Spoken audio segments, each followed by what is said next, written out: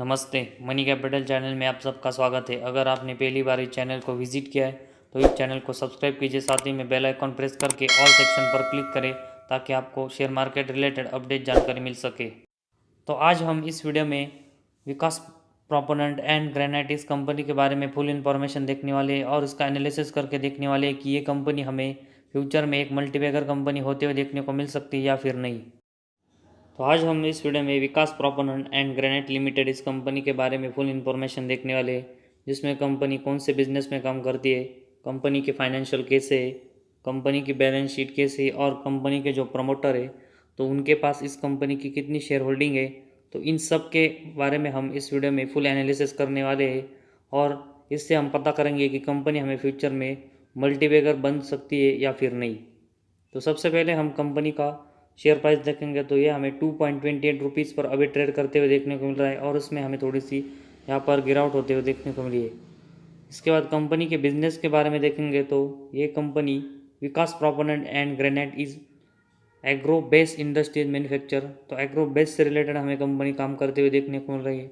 इसके साथ ही में कंपनी हमें grading of guar gum powder, grading of guar splits और डेरिवेटिव्स में काम करते हुए देखने को मिल रही है। और अभी की बात करेंगे तो कंपनी हमें अपना बिजनेस अभी डाइवर्सिफाई करते हुए देखने को मिल रही है, जिसमें हमें company mining of granite blocks and manufacturing of proponents में भी अब काम करते हुए देखने को मिलने वाली है। तो कंपनी जो हमें अपना बिजनेस डाइवर्सिफाई करते हुए देखने को मिल रही है, जिसमें हमें कंपनी ग्रेनाइट और प्रोपोनेंट्स में अभी काम करते हुए देखने को मिल रही है, तो उसको मिलाकर कंपनी का जो सेल्स और कंपनी के जो नेट प्रॉफिट है, तो इन दोनों को मिलाकर देखेंगे तो कंपनी के परफॉर्मेंस हमें इम्प्रूव होते हुए देखने को मिले। अगर कंपनी के परफॉर्मेंस इंप्रूव होते हुए देखने को मिलते हैं तो कंपनी अच्छी परफॉर्मेंस हमें डाइवर्सिफाई बिजनेस से करते हुए देखने को मिलती है। लेकिन अगर हम नेट प्रॉफिट सेक्शन पर देखेंगे तो कंपनी ये जनरेट करते हुए देखने को नहीं मिलती, तो बिज़नेस के लिए एक ख़राब बात होगी। तो सबसे पहले हम कंपनी के जो क्वार्टर रिजल्ट है तो उसके बारे में हम इस यहाँ पर इंफॉर्मेशन देखते हैं। तो इस क्वार्टर बेसिस में देखेंगे तो सितंबर 21 का जो कंपनी का क्वार्टर है तो उसमें हमें कंपनी यहाँ पर कोई सेल्स करते हुए देखने को नहीं मिले और उसके कंपेरेटिवली कंपनी के जो एक्सपेंस है हमें 0.03 देखने को मिले। वही जून 21 में देखेंगे तो जून 21 में भी हमें कंपनी कोई सेल्स करते हुए देखने को नहीं मिली और कंपनी के जो एक्सपेंस है वह हमें 0.26 देखने को मिले। तो पिछले 2 क्वार्टर से देखेंगे तो कंपनी की जो सेल्स है वो हमें ना के बराबर देखने को मिले और उसके कंपेरेटिवली कंपनी के एक्सपेंस हमें बढ़ते हुए देखने को मिले, जिससे कंपनी का ऑपरेटिंग प्रॉफिट हमें Q2 में -0.03 और Q1 में -0.26 देखने को मिला है। और उससे पहले मार्च 21 में देखेंगे तो कंपनी का ऑपरेटिंग प्रॉफिट भी हमें माइनस में देखने को मिला था। तो कंपनी को सेल्स सेक्शन में एक अच्छी खासी ज़रूरत है और दिसंबर 20 से कंपनी के जो सेल्स है वो हमें ना के बराबर ही होते हुए देखने को मिले। तो कंपनी को सबसे ज़्यादा जो इम्प्रूवमेंट की ज़रूरत है तो कंपनी को अपने सेल्स जनरेट करने पड़ेंगे, तभी कंपनी हमें ऑपरेटिंग प्रॉफिट मार्जिन और कंपनी के जो नेट प्रॉफिट है वो जनरेट करते हुए देखने को मिलेगी। तो ऑपरेटिंग प्रॉफिट के बाद हम कंपनी का ऑपरेटिंग प्रॉफिट मार्जिन यहाँ पर देखेंगे। तो कंपनी का ऑपरेटिंग प्रॉफिट मार्जिन हमें इस Q2 में यहाँ पर ना के बराबर ही मतलब ना ही देखने को मिल रहा है। उससे पहले भी Q1 में देखेंगे तो ये दोनों सेक्शन हमें कंपनी के खाली देखने को मिले थे। इससे पहले हम मार्च 21 में देखेंगे तो -1000% का हमें कंपनी का ऑपरेटिंग प्रॉफिट मार्जिन देखने को मिला था। तो कंपनी की जो एक्सपेंस और सेल्स सेल्स और एक्सपेंस देखने को मिल रहा है, तो कंपनी के जो ऑपरेटिंग प्रॉफिट मार्जिन है तो वो ऐसे ही हमें मार्च 21 के बाद कंपनी के देखने को मिले, जो कि कंपनी को ऑपरेटिंग प्रॉफिट मार्जिन में भी अच्छी इंप्रूवमेंट करनी पड़ेगी ताकि कंपनी के हेल्दी परफॉर्मेंस हो। इसके बाद ऑपरेटिंग प्रॉफिट और ऑपरेटिंग प्रॉफिट मार्जिन कंपनी का जो जीरो देखने को ना के बराबर देखने को मिला है, तो उसी तरह हमें कंपनी का नेट प्रॉफिट Q2 में -0.03 और Q1 में -0.26 देखने को मिला है। तो कंपनी के Q1 और Q2 में अगर हम परफॉर्मेंस देखेंगे तो कंपनी हमें लगातार लॉस में जाती हुई देखने को मिल रही है और इसके साथ ही में EPS देखेंगे तो कंपनी का EPS भी हमें लगातार माइनस या फिर जीरो में देखने को मिल रहा है। तो कंपनी के जो Q2 और Q1 के रिजल्ट है तो उसमें हमें कंपनी सभी सेक्शन में ख़राब परफॉर्मेंस करते हुए देखने को मिल रही है और कंपनी को सभी सेगमेंट में ग्रोथ करनी पड़ेगी ताकि कंपनी की क्वार्टरली परफॉर्मेंस इंप्रूवमेंट हो और कंपनी हमें अच्छी रिटर्न दे। इसके बाद कंपनी के जो प्रॉफिट लॉस स्टेटमेंट है तो इसके बारे में हम इस यहाँ पर इंफॉर्मेशन देखते हैं। तो मार्च 2010 से कंपनी का अगर हम सेल्स देखेंगे तो ये हमें 160 देखने को मिला था। इसके बाद 133, 115, 219, 140, 293, मार्च 16 में 116 देखने को मिला था। इसके बाद ये कंपनी का सेल्स हमें बहुत ही डाउन होते हुए देखने को मिला और मार्च 17 में ये 3 करोड़, इसके बाद 0। इसके बाद मार्च 19 में कंपनी हमें एक अच्छे खासे सेल्स ग्रोथ करते हुए देखने को मिली, लेकिन मार्च 20 में ये 7 करोड़ का और मार्च 21 में 24 करोड़ का कंपनी का सेल्स होते हुए देखने को मिला। और जो ट्रेलिंग 12 मंथ्स है तो उसमें सम कंपनी हमें सिर्फ 2 करोड़ का सेल्स करते हुए देखने को मिल रही। तो इससे कंपनी हमें मार्च 17 से देखेंगे तो कंपनी के सेल्स हमें लगातार डाउन होते हुए देखने को मिले, जो कि कंपनी के लिए ख़राब बात है। तो कंपनी को अपने सेल्स बढ़ाने पड़ेंगे ताकि कंपनी के जो ओवरऑल परफॉर्मेंस है वो इम्प्रूवमेंट हो।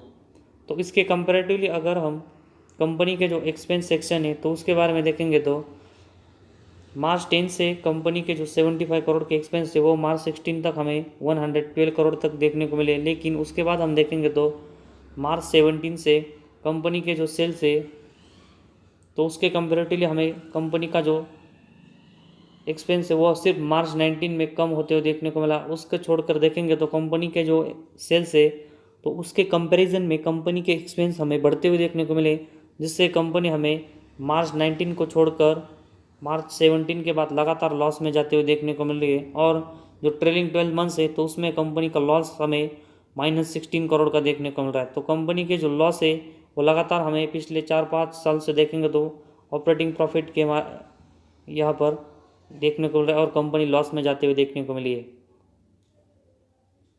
इसके बाद ऑपरेटिंग प्रॉफिट मार्जिन के बारे में हम देखेंगे तो ये मार्च 21 में 1%, इसके बाद जो ट्रेलिंग 12 मंथ्स है तो उसमें हमें -1000 करोड़ का देखने को मिल रहा है। और इससे पहले देखेंगे तो कंपनी हमें अच्छे खासे ऑपरेटिंग प्रॉफिट जनरेट करते हुए, ऑपरेटिंग प्रॉफिट मार्जिन जनरेट करते हुए देखने को मिले, लेकिन पिछले अगर हम 1-2 साल से देखेंगे तो कंपनी के ऑपरेटिंग प्रॉफिट मार्जिन भी हमें लगातार ख़राब होते हुए देखने को मिले। तो इसको कंपनी को इम्प्रूव करना पड़ेगा, तभी हमें कंपनी के लिए अच्छी बात यहाँ से होते हुए देखने को मिलेगी।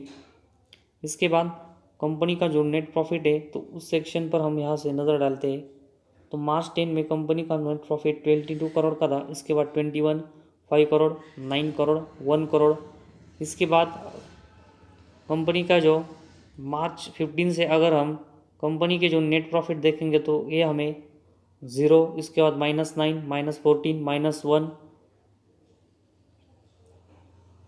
इसके बाद मार्च 19 में कंपनी हमें 44 करोड़ का ज़रूर प्रॉफिट कमाती हुई देखने को मिली है, लेकिन उसके बाद कंपनी का नेट प्रॉफिट 4 करोड़ का होते हुए देखने को मिला। और उसके बाद कंपनी हमें मार्च 21 में लॉस में जाते हुए देखने को मिली और कंपनी का लॉस हमें -11 करोड़ का देखने को मिला। और जो ट्रेलिंग 12 मंथ्स है तो उसमें कंपनी का जो प्रॉफिट है वो हमें -15 करोड़ का देखने को मिल रहा है। तो कंपनी का पिछले 2 सालों में देखेंगे तो बहुत ही हमें लॉस में जाते हुए देखने को मिल रही है। और उससे पहले में देखेंगे तो सिर्फ मार्च 19 और 20 में कंपनी हमें प्रॉफिट में देखने को मिली थी। उससे पहले 4 सालों में भी हमें कंपनी एक लॉस में जाते हुए देखने को मिली। तो कंपनी का सेल्स अच्छा करना पड़ेगा और उसके कंपैरेटिवली कंपनी के एक्सपेंस कम करने पड़ेंगे, तभी हमें कंपनी नेट प्रॉफिट यहाँ पर जनरेट करते हुए देखने को मिलेगी। और कंपनी को जो बोरोइंग्स कंपनी ले तो वो भी कंपनी को कम करने पड़ेंगे। तो हम उसको यहाँ पर बैलेंस शीट के सेक्शन में देखेंगे कंपनी की यहाँ पर बोरोइंग्स कैसे है। तो इसके बाद ईपीएस देखेंगे तो ईपीएस भी हमें लगातार ना के बराबर देखने को मिल रहा है और ये हमें लगातार माइनस में जाते हुए देखने को मिल रहा है। तो कंपनी को इसमें भी अच्छी खासी इम्प्रूवमेंट करनी होगी। इसके बाद डिविडेंड के बारे में देखेंगे तो कंपनी का जो डिविडेंड है वो हमें सिर्फ 1 साल में कंपनी 129% की देते हुए देखने को मिली, लेकिन उसको छोड़कर देखेंगे तो कंपनी का जो डिविडेंड है वो लगातार हमें 0 देखने को मिल रहा है। तो कंपनी के जो प्रॉफिट एंड लॉस स्टेटमेंट में जो हमें सभी पॉइंट देखें तो उन सभी में कंपनी को अच्छी खासी ग्रोथ करनी पड़ेगी, जिसमें कंपनी को सेल्स इंप्रूव करने पड़ेंगे और उसके कंपेरेटिवली कंपनी के एक्सपेंस कम करने पड़ेंगे। साथ तभी हमें कंपनी का ऑपरेटिंग प्रॉफिट मार्जिन और कंपनी का नेट प्रॉफिट अच्छे होते हुए देखने को मिलेगा। तो कंपनी के जैसे क्वार्टर रिजल्ट है तो उसी तरह कंपनी के हमें प्रॉफिट एंड लॉस स्टेटमेंट देखने को मिल रहे हैं और कंपनी को इन दोनों सेक्शन में अच्छी ग्रोथ करनी पड़ेगी ताकि कंपनी हमें अच्छी खासी नेट प्रॉफिट जनरेट करते हुए देखने को मिले और हमें अच्छे खासे रिटर्न मिल सके। इसके बाद कंपनी की जो बैलेंस शीट है तो उसके बारे में हम यहाँ पर इंफॉर्मेशन देखते हैं। तो बैलेंस शीट में सबसे पहले हम कंपनी के पास कितने रिजर्व है तो उसके बारे में यहाँ पर इंफॉर्मेशन देखते हैं। तो मार्च 10 में कंपनी के जो रिजर्व हमें 42 करोड़ के होते हुए देखने को मिले। इसके बाद कंपनी के रिजर्व हमें बढ़ते हुए देखने को मिले और सितंबर 21 तक हम देखेंगे तो कंपनी के रिजर्व हमें बढ़कर 136 करोड़ के होते हुए देखने को मिले, जो कि कंपनी के लिए एक अच्छी बात हमें यहाँ से देखने को मिल रही है। तो उसके कंपेरेटिवली अगर हम कंपनी के बोरेंस देखेंगे तो मार्च 10 में कंपनी के बोरेंस 120 करोड़ के थे। उसके बाद हमें कंपनी के बोरेंस यहाँ पर लगातार कंपनी कम करते हुए देखने को मिली और सितंबर 21 तक कंपनी के बोरेंस देखेंगे तो हमें 49 करोड़ के होते हुए देखने को मिले, जो कि पिछले 2 क्वार्टर से हमें कंपनी अच्छे खासे बोरिंग कम करते हुए देखने को मिली है। तो कंपनी के जो रिजर्व है तो उसके कंपैरिजन ले जो कंपनी के रिजर्व है तो उसके कंपेरेटिवली कंपनी की जो बोरिंग्स है हमें कम देखने को मिल रहा है और कंपनी हमें लगातार अपने ऊपर का जो बोरिंग है वो कम करते हुए देखने को मिल रही है। तो कंपनी हमें बोरिंग्स लगातार कम करते हुए देखने को मिल रही है, जो कि कंपनी की बैलेंस शीट के लिए एक अच्छी बात होते हुए देखने को मिली। लेकिन कंपनी को अगर नेट प्रॉफिट जनरेट करना है तो कंपनी को अच्छे खासे सेल्स भी करने पड़ेंगे, तभी हमें कंपनी नेट प्रॉफिट जनरेट करते हुए देखने को मिलेगी। अगर कंपनी ऐसे करने में सक्सेसफुली होती है और जो कंपनी अच्छे खासे हमें यहाँ पर बोरिंग्स कम करते हुए देखने को मिलती है तो कंपनी के शेयर होल्डर के लिए और साथ ही में कंपनी के लिए हमें दोनों अच्छी बात यहाँ से होते हुए देखने को मिलेगी। तो कंपनी की जो बैलेंस शीट है वो हमें यहाँ से स्ट्रांग देखने को मिल रही है। इसके बाद कंपनी के जो कैश फ्लोज है तो उसके बारे में हम यहाँ पर इंफॉर्मेशन देखते हैं। तो इसमें कंपनी के जो cash from operating activity, cash from investing activity, cash from financing activity को मिलाकर कंपनी की जो नेट कैश फ्लो है तो वो हमें मार्च 21 में यहाँ पर 0 देखने को मिल रहा है। इससे पहले हम देखेंगे तो ये -0, इसके बाद 0, -2। तो मार्च 17 में हमें company net cash flow generate अच्छे करते हुए देखने को मिली। लेकिन इसके बाद आगे के 4 साल में देखेंगे तो कंपनी के नेट कैश फ्लो हमें ना के बराबर देखने को मिल रहे। तो कंपनी को इसमें भी अच्छी खासी ग्रोथ करनी पड़ेगी ताकि कंपनी हमें कैश रिच होते हुए देखने को मिले, जो कि कंपनी के लिए एक अच्छी बात होती है। इसके बाद कंपनी के जो शेयर होल्डिंग पैटर्न है तो उसके बारे में हम इस सेक्शन में इंफॉर्मेशन देखेंगे। तो कंपनी के जो प्रमोटर है तो उनके पास दिसंबर 21 में अगर हम देखेंगे तो 22.6% की उनके पास हमें यहाँ पर हिस्सेदारी देखने को मिल रही है। वही डीएच के पास देखेंगे तो इनके पास कोई शेयर होल्डिंग नहीं देखने को मिल रही और कंपनी वही पब्लिक के पास देखेंगे तो इनके पास 77.94% की हिस्सेदारी देखने को मिल रही है। तो कंपनी के जो प्रमोटर हैं उनके पास कम और पब्लिक के पास शेयर होल्डिंग ज़्यादा देखने को मिल रही है, जो कि निगेटिव चीज़ हमें कंपनी के लिए देखने को मिल रही है। तो कंपनी के जो प्रमोटर है तो उनको भी इस कंपनी में हिस्सेदारी बढ़ानी पड़ेंगे। तो कंपनी जैसे परफॉर्मेंस हमें ख़राब करती हुई देखने को मिल रही है, जिसमें कि हम देखेंगे तो कंपनी के quarter result, profit and loss statement, साथ ही में कंपनी की कैश फ्लो, तो उन सब में कंपनी हमें ख़राब देखने को मिल रही है। लेकिन कंपनी का जो एक पॉइंट है जो कि हमें यहाँ पर पॉजिटिव देखने को मिला है तो उसके बारे में देखेंगे तो कंपनी की बैलेंस शीट। तो कंपनी की जो बैलेंस शीट है वो हमें बहुत ही स्ट्रांग यहाँ से देखने को मिल रही है। तो कंपनी को बहुत सारे पॉइंट में मतलब क्वार्टर रिजल्ट में जो कंपनी के सेल्स है, साथ ही में प्रॉफिट एंड लॉस स्टेटमेंट, तो इन सभी सेगमेंट में कंपनी को सबसे ज़्यादा जो इम्पोर्टेंट चीज़ पर ध्यान देना होगा तो कंपनी का जो अपने प्रोडक्ट है तो उसको वो सेल्स करने पड़ेंगे, तभी कंपनी के नेट प्रॉफिट हमें अच्छे देखने को मिलेंगे। और कंपनी के जो प्रमोटर है तो उनको भी यहाँ पर हिस्सेदारी बढ़ानी पड़ेंगी, तभी हमें एक स्ट्रॉन्ग फीलिंग इस कंपनी के लिए देखने को मिलेगी। तो ओवरऑल इस सेगमेंट में हमें कंपनी के सभी सेगमेंट में कंपनी को ग्रोथ करने की ज़रूरत है और कंपनी अगर ऐसी ग्रोथ करते हुए देखने को मिलती है तो कंपनी के लिए एक अच्छी बात हमें यहाँ से देखने को मिलेगी। तो फिलहाल हम देखेंगे तो जिनके भी पास इस कंपनी के शेयर है, जब तक ये कंपनी अच्छे खासे परफॉर्मेंस देती नहीं और कंपनी नेट प्रॉफिट जनरेट करती नहीं, तब तक हमें इस कंपनी में एक छोटी सी इन्वेस्टमेंट करनी चाहिए। और जिनके भी पास इस कंपनी के लार्ज क्वांटिटी में इन्वेस्टमेंट है तो वो इस कंपनी में अपनी जो कैपिटल है और थोड़ा सा प्रॉफिट है वो सेव करके रखे।